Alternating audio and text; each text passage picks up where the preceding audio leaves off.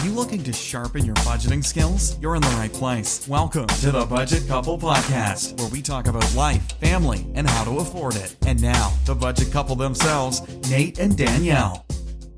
Welcome to the Budget Couple. I'm Nate. And I'm Danielle. And this week we're going to talk about credit cards. And we're going to discuss them a little bit differently, I think, than what we've done in the past. But before we do that, I just want to thank you guys for everybody who's contacted us so far. We have several shows lined up to help answer your questions, and we'll be in contact with some of you who have contacted us very shortly. Also, we want to thank anybody who's left a review for us on Apple iTunes or podcasts or whatever you listen to your podcast on. It really helps grow the show and bring a new audience to us. So without further ado, let's talk about some credit cards. If you've listened to us for any amount of time, you probably know that we use our credit cards extensively. We use it for pretty much everything, but we also always put a caveat and a disclaimer on that. So we use our credit cards as if they were debit cards. So we would never advocate for anyone to carry a balance because credit card interest rates are astronomically high, and you can just get yourself into a lot of trouble by getting yourself into credit card debt. So if you're struggling with spending self-control or you don't have an established budget yet, I would still say go ahead and use cash or debit and go from there, because you can build your credit if that's what you're looking to do in other ways besides having multiple credit cards. So this discussion here about credit cards, it's caveated with that we do not advocate for them unless you have an established budget and you're able to account for what you're spending within your budget. Right. We treat credit cards like cash because we don't carry cash with us really at all or hardly ever. So credit cards are our version of cash, but that means that at any given time when we buy something on a credit card, we have the amount of money that we're spending in our bank account to pay it off if we wanted to instantly. So that's kind of where our mindset is. If you're not in that situation, or if you carry a balance on your credit card, please don't follow this advice because this is not going to help you. It's going to put you further in debt. So please don't follow it if you use credit cards to carry actual credit. We use it like cash and we pay it off every month in full. Just to be clear, we have both been using credit cards for over 10 years now, probably closer to 15, and we have never ever paid interest. We've never carried a balance. And we've never paid anything late either. So we just use them probably in a very different way than what most people do. But we like them because we're not great with cash. We actually spend cash worse. I, in particular, am horrible with cash. If it's in my pocket, it's going to get spent and there's not going to be a record of where it went. So that's the other thing. We have a record with a credit card. And then we also get rewards points. So that's what we're going to talk about here. We're going to talk about some of the benefits and perks of credit cards, some of the things that you should look at when you're thinking about a credit card. And this all came about because recently we realized we were using those same credit cards that we've had since we were in high school. Yeah, they've been around for a long time. So we were interested in trying to see if we could actually maximize our rewards a bit, since we do use our credit cards for so much. We haven't shopped around. We haven't looked at any other cards in a very long time. So we started to do some exploring, basically. Yeah. And when you're going through and looking at credit card information, there's a few basic things you kind of want to look out for and some things you want to consider.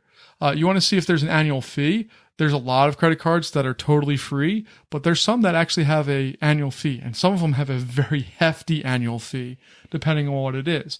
Now, those are usually made up for business people who spend way in excess of what a normal household is going to do, where it makes sense for them to have a fee.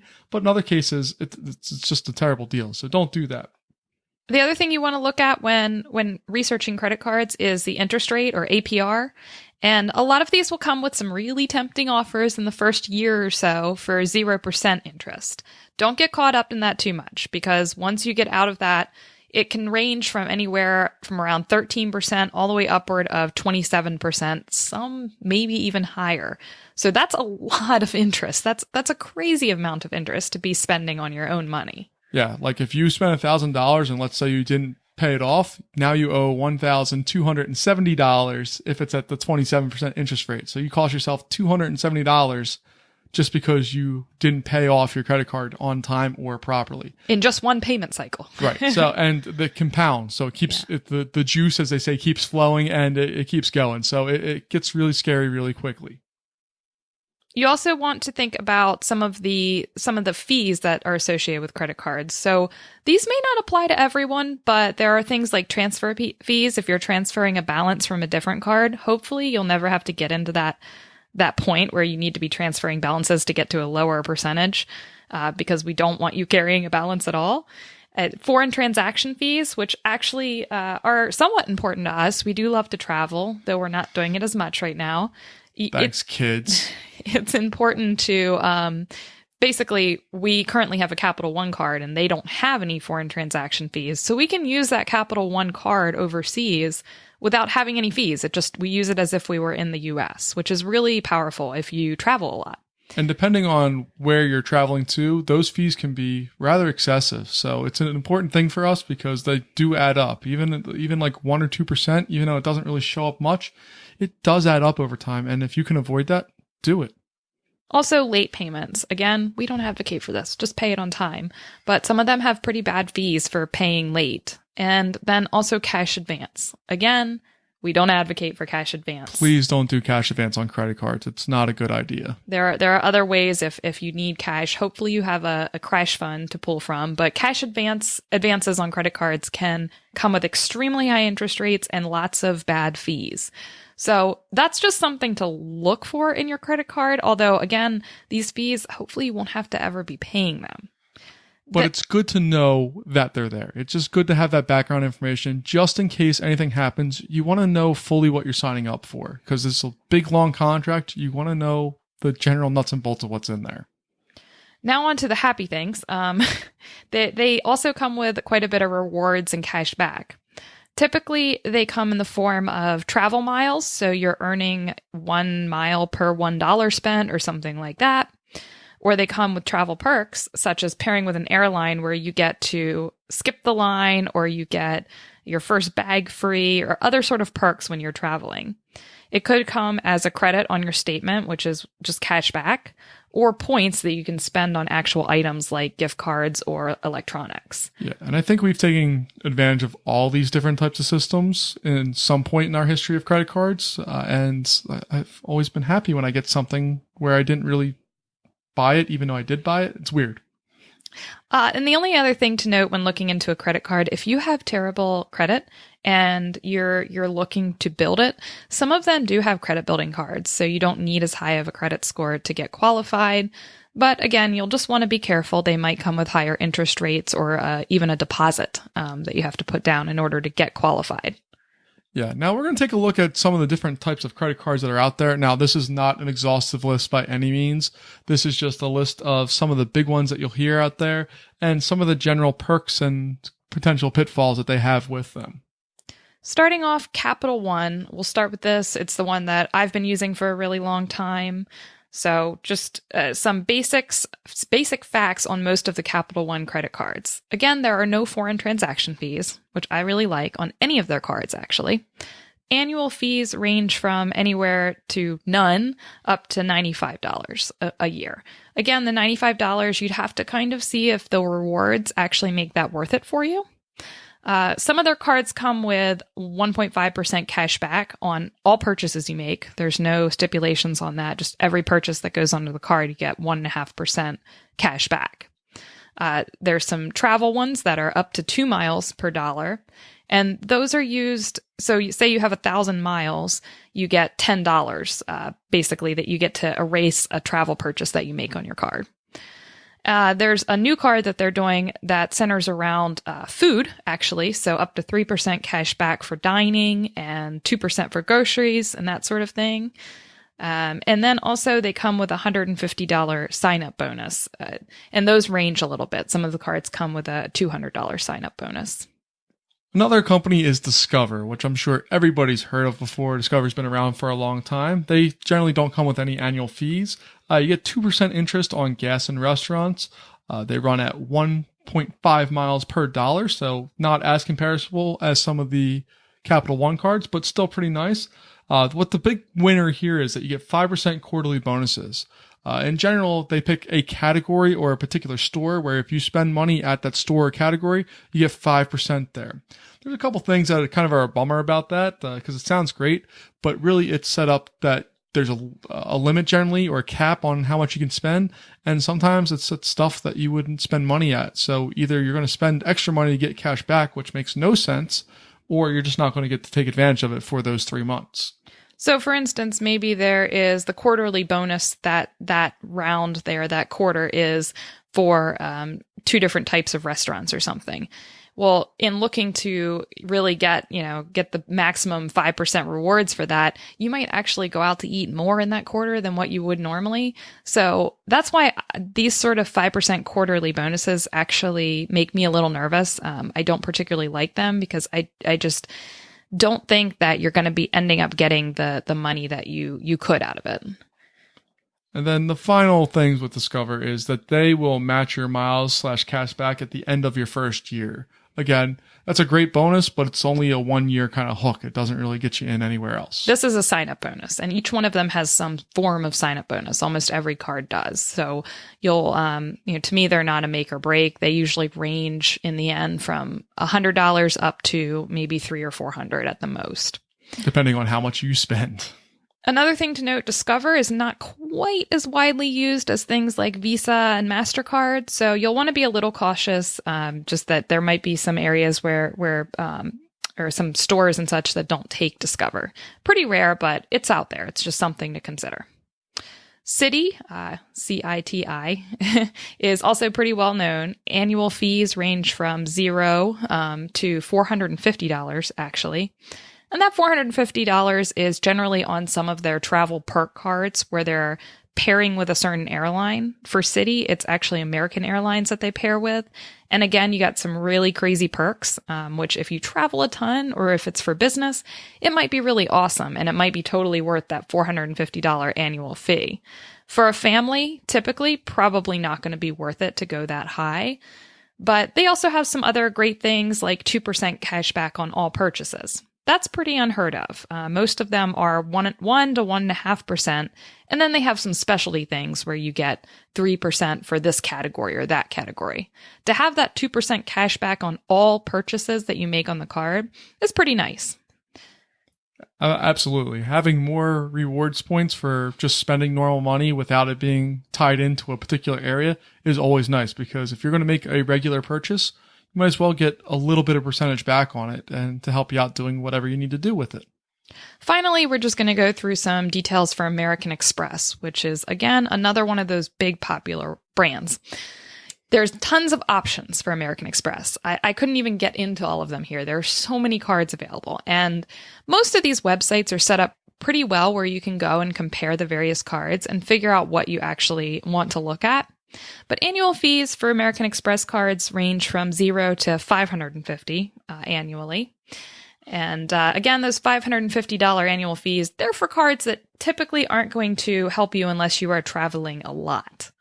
So they have your typical travel perks, and they pair with Delta. So if you're traveling a lot with Delta for work or whatever, and you have that extra cash to spend, maybe it's worth it to do that.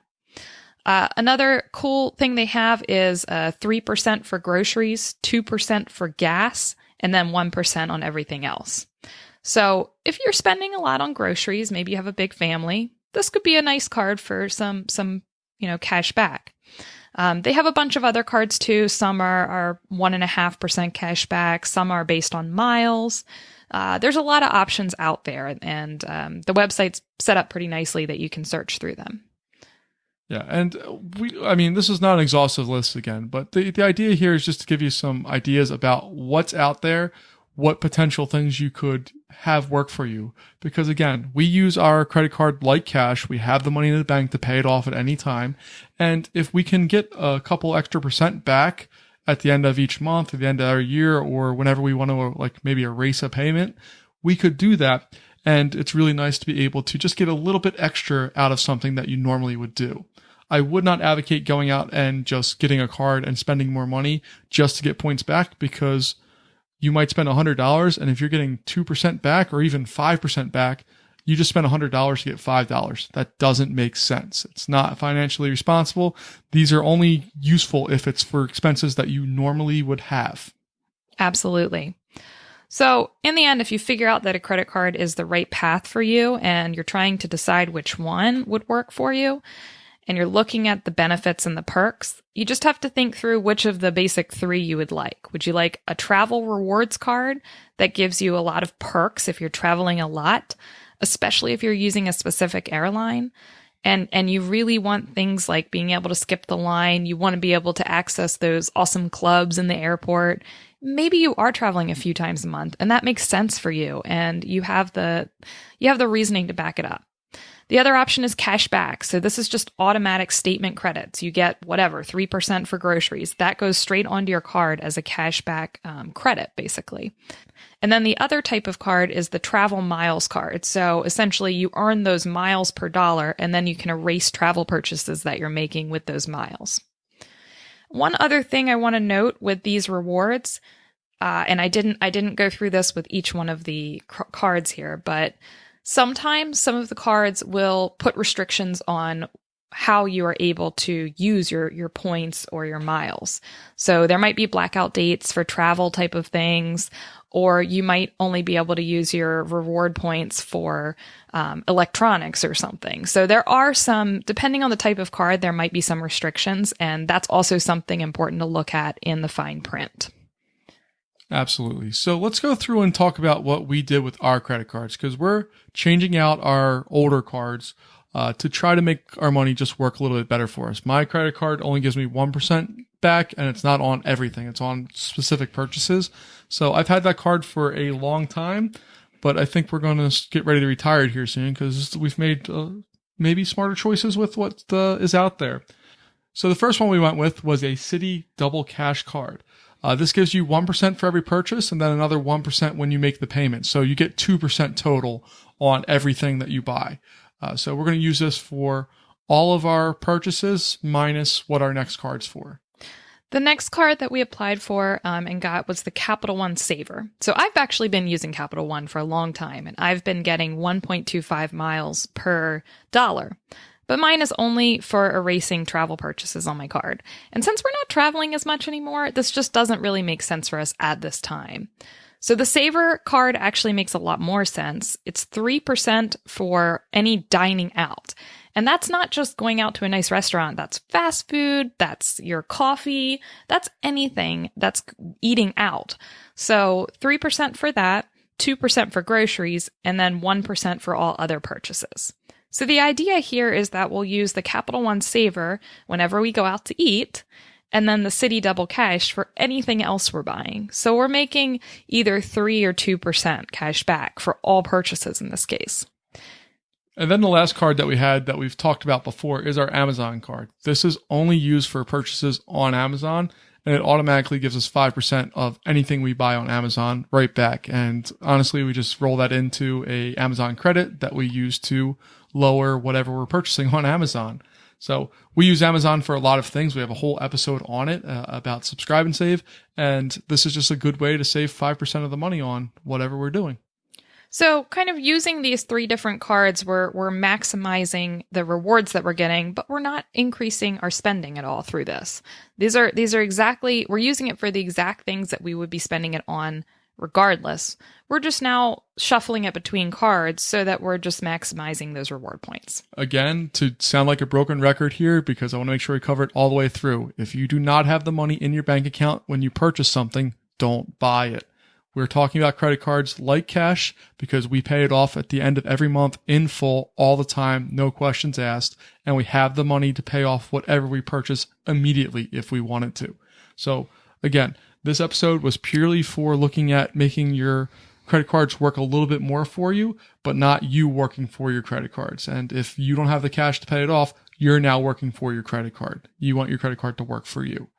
So I just want to throw that last kind of caveat on there. I know we said it a bunch of times. Danielle started with it. I think we said it in the middle, and I'm going to end with it as well because it's an important point to make. A lot of people get in very big trouble with credit cards because they get approved for a lot of money. They go out and spend it, and then they forget that they have to actually pay that back really quickly, or they're okay paying the interest. And neither one of those is a smart decision with your money.